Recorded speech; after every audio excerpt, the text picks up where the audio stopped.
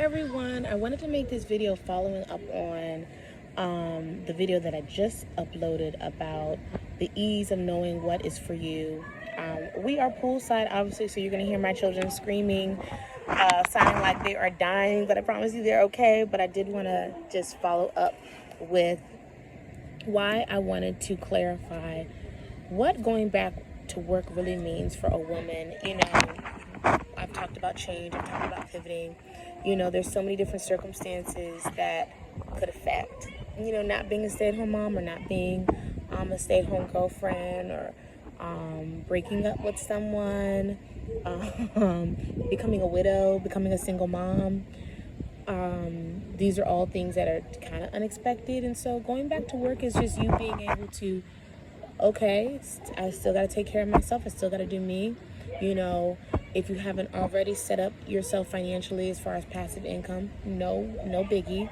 Going back to work does not mean you have to compromise your soft life principles. I have a lot of notes, so I want to make sure I'm not forgetting anything. But let's clarify first that nothing is ever set in stone.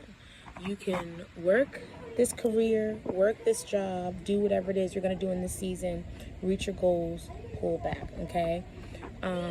When you're clear on where you're going, you're clear on your focus, it's easier to see the end in sight. It's easier to say, okay, I know why I'm doing this, I know what the point of all this is, and I know the sacrifices that I'm willing to make, but with ease.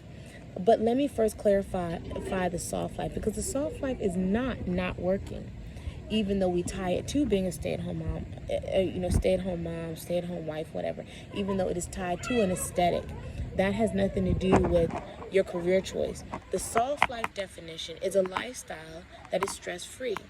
It is a lifestyle based on comfort, relaxation, and prioritizes personal well-being. It is more about cultivating the internal, how you feel and how you approach the outside world and your mindset, versus being reactionary and being in high stress environments and just, it is what it is, I gotta do what I gotta do, or hustle, grind mode and all these things. Touching on what I said in my last video of like knowing that what is for you is going to be easy, clear, and concise and flow. That is the blueprint of knowing that you're in your soft life era, because you're receiving, you're receptive, you are just going with the flow, and nothing is going to compromise your relaxation, your comfort, and your personal well-being. You've worked too hard with your self-care and your self-love, right? So going back to what I was saying in my last video, you're not going to accept jobs that have high anxiety, the work-life culture or the management and the requirements are going to throw you off and stress you out, okay? You're not going to accept a job that doesn't pay what you need to pay to reach the goals that you have in place. You're not going to accept a job that doesn't have benefits in 401k and stock opportunities. You're not going to accept a job. No. Let's just make sure we're going to say no to accepting things that are not going to make it easy for you and not going to help benefit you, okay? If it don't make change, if it don't make money, it don't make sense. If it don't make ease, it don't make sense, okay? Because we're not going to get these positions, we're not going to get these do these things. Autumn, please don't do that. If you see it's wobbling, let go, okay? We're not going to do things and then complain on the back end like, yeah, I got to do what I got to do. No, you don't. No, you do not, okay? But I also had a blueprint of when you do return back to the the workforce, to reach some goals. We're gonna consider some things, okay? So first and foremost, we're not gonna lose sight of your needs, okay? If you're hard on work-life balance or remote or hybrid, stick to that, okay?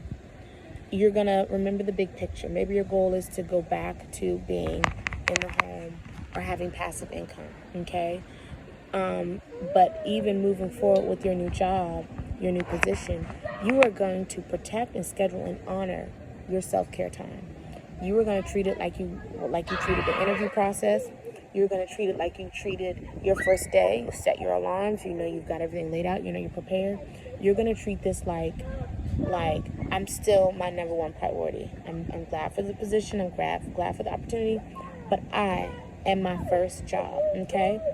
And we all know that self-care and self-love is a very wide umbrella. I'm not going to break down and say it's just bubble baths and, you know, pedicures and manicures and things like that. Y'all know it goes deeper than that, but you also know what you need to do for you.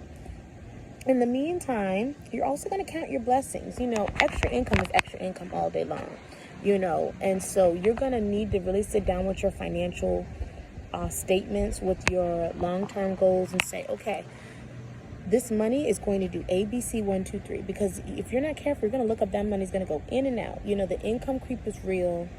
The what they call the black tax is real. The oh my goodness, I'm making so much money is real, where, you know, you're buying new things, you're spending the money up. Whereas, you know, before you were used to living on one income, and now you're making so much more. Oh, I'll make it again. I know I get paid every 2 weeks. I know I'm going to get a bonus. I know I'm going to do this and the other. I know I get incentives and things like that. But, you know, quick money is also something that, like, you've got to allocate. You've got to make it work for you. You've got to pay yourself first. You've got to put that money away. You've got to make sure that you have your big picture, okay? And you count, you know, you see the benefits. So you're already going to jump into your 401k or stock and all that stuff, okay?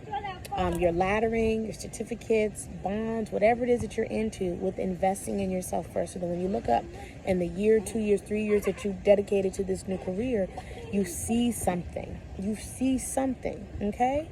Even if you're not making $50,000, even if you're making no more than $50,000, $60,000, $70,000 a year, okay, at the end of the year, you should see at least a third of that, right? If not, hey, if you can do half, great.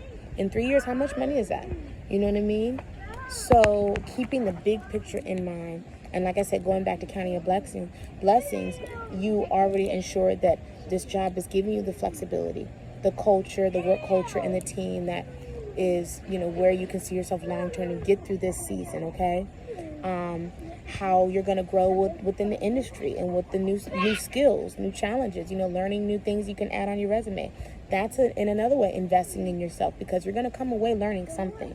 You need to be able to track that, okay? Because that is still your bread and butter, and that still adds to your value as far as being marketable. If you ever go and do your own thing, you can say, oh yeah, I work with this company, with this organization, and I did these things, and these are the skills and the knowledge that I attained from that experience, okay? And then you're going to network, and you're going to have new references. You're going to have a new community to really tap in that is going to be a resource for you. And touching on resources, you're going to keep it professional, okay? You're going to be private, but you're going to be friendly and kind, okay? You're not going to be known to be the new girl or new woman that comes in and is Gossip Gabby, you know, life of the party, but we can count on her for a good laugh. No, that's not me. You want your name to go before you, and you want to always be respected and known to be professional. I know it's hard. You get in there and you get a work bestie. You get in there and you get close with your manager, and y'all sit and, you know, kick it, and everything's all willy-nilly, but that can sometimes go back and bite you. Okay, take time to get to know your colleagues and coworkers so that you can know who you can trust.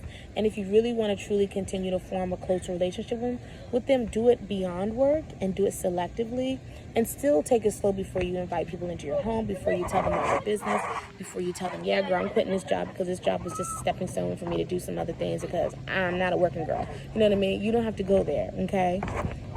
So, like I said, find that balance between networking and creating collaborations and working up the social ladder, I guess you could say, but keeping it professional. Ooh, these girls. Again, I've got, just going down my list here, don't forget to think long term. Maximize. You know, understanding your net worth, you know, learning new financial approaches and strategies and techniques, okay? And just really make sure you're making this money work for you. So if you're like me and you have children, you've got other streams of income, all right? I've already got my child support. the men that I date also supplement my lifestyle.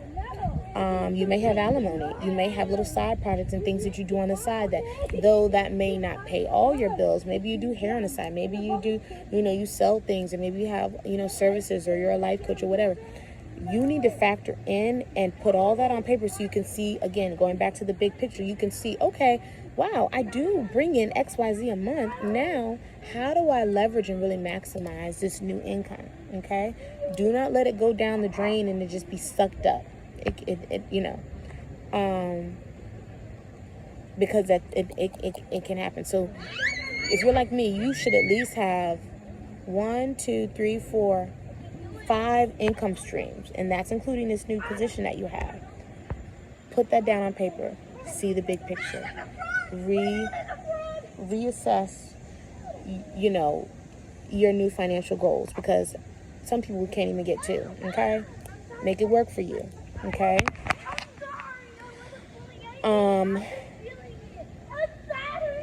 Just to clarify, returning to work doesn't mean that you are compromising your soft life. It doesn't mean you're compromising your values, your principles, and the life that you had before. And that, you're almost like feeling like I'm unrecognizable now because I have to do this thing. Okay. We all know that money is a tool, money is a resource. It helps us maintain our lifestyles. And if we see money as always flowing in, and you affirm that, the money I spend, I always replace with more. And the money that I spend benefits me and helps me do the things that I love to do and save and reach my goals. It makes it a lot easier, because we already know we can't change circumstances. We can't control other people and other things, but we can control ourselves. We can control how we feel about things. We can control how we approach things, and we can control definitely how we think about things. Okay. Because nothing is impossible. You might get on that new job and really network your way up and meet the CEO, the owner, the top manager.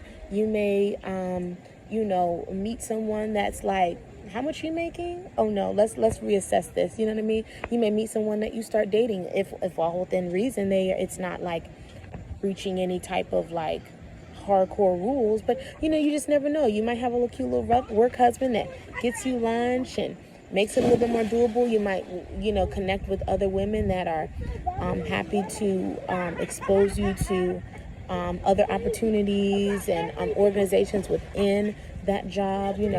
You never know what doors that job can open up for you. Okay, but you've always remained professional. You've always remained grateful and kind and considerate and thankful to be there. Okay? Yes, baby.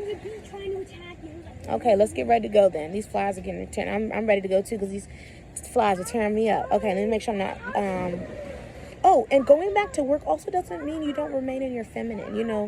The grace and that you give yourself and being gentle with yourself through this season is really gonna pay off in volumes, because the desires of your heart. I talked about that in my last video. You know what you're going to do with this money. You know how this money is setting you up. You know the doors that this season is going to open up for you, and you're trusting the process. You're trusting this season, okay? And you know that you're not going to go through this and be wore out, stressed out, and need a psychological evaluation after all this. No. That's not what we're doing, okay? Make sure I'm not forgetting anything. So yeah, no, I'm not. I covered everything. Yay, under 20 minutes. So that's what I wanted to share, because I think social media has done a number on people that think that like the only way to be to practice self-love and self-care is to be a trad wife, or the only way to adopt soft life is to bake bread all day, clean and organize, and be a stay-at-home mom and do all these things. And it's like, that's not necessarily true, because you can there's so many different avatars of women that are adopting these principles and inserting them as it benefits them and as it suits them. There are women who work their careers, are passionate about their careers, are married, and they're still provided for. They don't spend their money on the mortgage, car note, insurance, and all these things. Their husband is not threatened by that. He allows her the comfort to do what she wants to do with her money. Her money is her money. My mom was like that. My mom had her own seamstress business, and my dad never had his hand out, okay? So whether you have children or not, you can have a dog, you can have a bird. When you set the standard, you make the rules. And when you leave space for what is for you to come to you, there's no confusion there. You're not going to date someone that goes against what you believe and what you want out of your life, so that therefore when the right thing comes up, you're ready. You've got space, you've got time, you've got energy. You know what I mean? You haven't been wasting time crying over another man or working a job that, stresses you out and all these other things. So, there's so many possibilities, and the world is your oyster. So good luck to you, and until the next one, peace. Bye.